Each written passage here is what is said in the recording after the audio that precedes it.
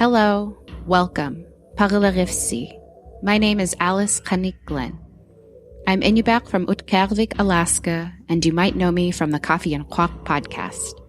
I'm your host for Resolve, an ongoing series about missing and murdered Indigenous women in Alaska as part of a multimedia awareness campaign called Save Our Sisters Alaska. With each episode, we'll be featuring one person sharing their story in the context of a more in-depth exploration of what lies beneath these hard facts. Alaska has one of the highest rates of violence against women in the United States. Indigenous women are 4 to 10 times more likely to be victims of violent crimes. There are currently over 100 unsolved cases involving missing or murdered Indigenous women in Alaska. Today we'll be speaking with Amos Lane. The full picture was never really shared with me at the time, up until recently when I started asking questions about what really happened June 9, 1985 to my mother. My mom was brutally tortured for many, many hours, pretty close to maybe 8 or 9 hours by 3 men in my grandma's house. Where the crime happened.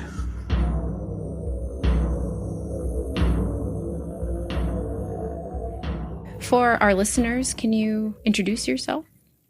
My name is Kapayu Amos Lane from Tikiyuk, Point Hope, Alaska. I'm the oldest of Harriet and Lenny Lane from Point Hope, of 5 siblings. Tell us about Point Hope. Paint us a picture of what Point Hope looks like and the sights and the sounds.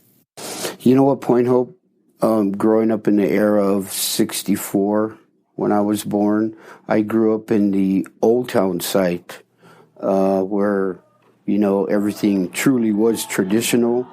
Sillox, the man-made freezers were, our backyards, and whale bones where we have the feast set up everywhere. A lot of beach, North and South Beach is right there. We lived in a tight-lit community where, your neighbor was right there and people worked together back then. The birds, the seagulls, always the North Shore waves just pounding. Could hear them from your house. Can't hear them today because of the moving of the Newtown site back in 76, I believe. So, a bit of a transition. 64, hanging out with the true elders that were born in the 1800s. That was a very powerful time for me, where I got to spend a lot of time with them guys and the older ladies, and just listen to their stories of, how they lived in the past and where they were today and the new coming. I read somewhere that it is one of the oldest continuously inhabited communities in North America. Mm-hmm. If you Google, you'll see that where the graveyards are, they found a place called Ipitak. All the houses were underground. And that's where they got that recording of being over 10,000 years old. The way our people, lived and thrived off the land, always preparing for the season, whether it be spring, fall, summer, winter, time to gather and harvest the food. Yeah, old stories. Interesting, powerful. And we still live and hunt, thriving on those, same beliefs, same traditional ways back then. My greatest memory of my family, my baby sister was born. She is 3 years old. We are up Kukpeak. It's about 45 miles inland up the Kukpuk River. I caught a sigikpuk. It's a grounded squirrel. It's very big. It's huge. It's about this long, this big. Not that big. They're huge, but caught a sigikpuk, and it was kind of a big deal for the entire family. So The only people that really eat those are the true elders, like 80, 90-year-old people. They love it. So yeah, I think it's the taste. interesting. Yeah. What was so memorable about that entire setting right there was my family was there. My mom, my dad, all my brothers and sisters, my cousin Alan. We went up in 3 boats, and we just had a family party up there. To get to the Sigit Bucks, we had to crawl all the way up this mountain, about maybe a quarter mile, just to get up the mountain, and we're walking inland. But, beautiful summer day, no clouds, family laughing, joking. Can't beat that. Good times. We were up there for like about 3 or 4 days.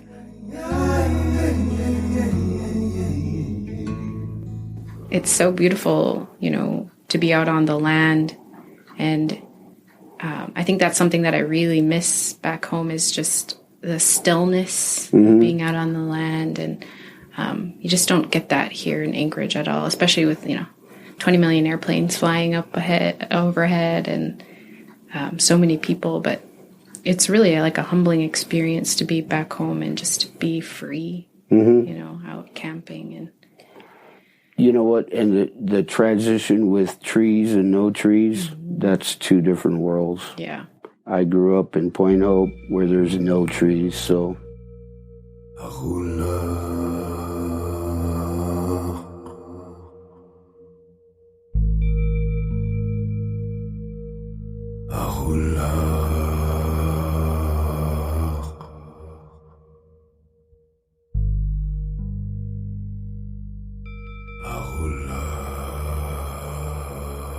Last time I was in Point Hope was almost 20 years ago. Yeah, it's been a while. I've been in Anchorage for a good 18 and a half, almost 19 years. Can you tell us a little bit about who your mom was in her early years of marriage? Mama Harriet was, she's a real kind, compassionate lady. Got along with everybody in the community. She was a housewife, tended to her family setting, and a lot of times that wasn't enough. She was helping others in the community as well. Whaling season, she's right there. Multitasking, making sure her husband is okay, well fed, clean clothes, off to school, all that stuff. My mother, Harriet, had absolutely no enemies in the community. She got along with everybody. She never argued with anybody. She helped people. Do you have a specific memory of your mom? Oh, my goodness, I got a lot of them. She was a good cook. She taught me how to cook. I know how to cook because of her. I was the oldest in the family of all my siblings, and I used to hang out with her in the kitchen. My favorite was the upside-down cake to the apple pies that were homemade by my mom. She baked, she cooked, she fed all of us. Those are memorable moments for me in the kitchen. I'm a boy. So it was mama's boy. Me and her were tight, we're close. Miss her. I was protective of her, being the oldest in the family. There were times when there was alcohol in the house, and like, many other cases, not just my household setting, but there was some violence from my father. And with that, I cling to my mom. I tried to defend her many times, because of the alcohol. My dad, with alcohol, he wasn't the same. Things would change. In Inupiaq culture, we hold a lot of weight with our age. You being the oldest, can you explain why you feel that responsibility as the oldest to take care of? I grew up around the elders that were way in the old school. I used to have to go do their chores. Just, it's not something that I was told to do. It's just something that growing up in a small tight community, naturally, I'm out there to go help. Whether it's hunting or, doing chores around the house, cutting wood, going to the store, getting coal for the elders, stuff like that, getting water for them. And naturally, that's who I am for, not only my elders, but my mom as well, and my father. What did you love the most about your mom? What I loved the most about my mom is this lady was genuine. She was sincere in her compassion and love, regardless of any given situation. She was kind-hearted, forgiving, loving, always doing something to help somebody else out. Not just in her household, but the one-on-ones that I had with my mom, she was there for me. Can you tell me about when everything changed for you? Oh boy. For whatever reason, the divorce came. I'm still dumbfounded by it, almost 40 years later. I was 16, 17 when my dad chose to leave for another lady. Life changed. Everything changed. It was such a shock that I moved with my mom, and I was like still a baby, still a kid. And I got to be the man of the house now, in my mom's household, which is not natural. That's when things really changed for me, my mom, my entire household. So I get a phone call from my brother, and he tells me that mom got hurt, and the full picture was never really shared with me at the time, up until recently when I started asking questions about what really happened June 9, 1985 to my mother. My mom was brutally tortured for many, many hours, pretty close to maybe 8 or 9 hours by 3 men in my grandma's house where the crime happened.